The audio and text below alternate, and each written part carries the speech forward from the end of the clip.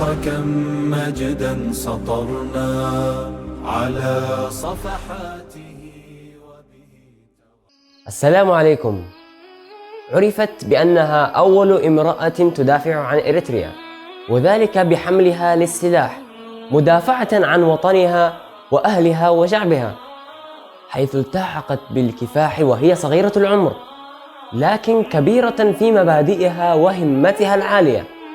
نتحدث عن الأم المربية أمنا جمعة عمر عبد الله، أم كل الإريتريين وأملهم، التي ولدت في عام 1956 بقرية قوحيتو في ضواحي عد قيح، حيث نشأت في بيئة ريفية بسيطة تحت رعاية وتوجيه والدها، فلم تكن تعرف غير الاستقرار والسلام الذي هو طابع الريف الإريتري المميز.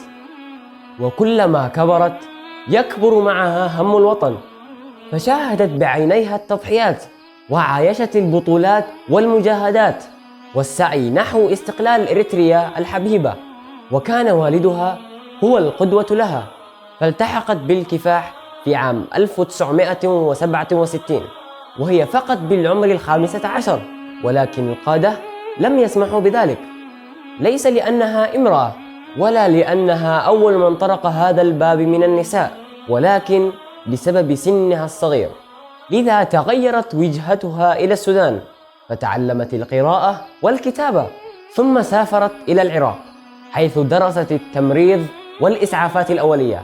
عادت بعدها إلى أرض الوطن تداوي الجريح وتعالج المريض من أبناء الشعب الإريتري الأبي، ثم انتقلت إلى العمل الجماهيري حتى يصل صوت المرأة الإريترية إلى كل العالم، فشاركت في المؤتمر التأسيسي للمرأة الإريترية لتكون الأم جمعة عمر من أوائل العضوية في قيادة اتحاد المرأة.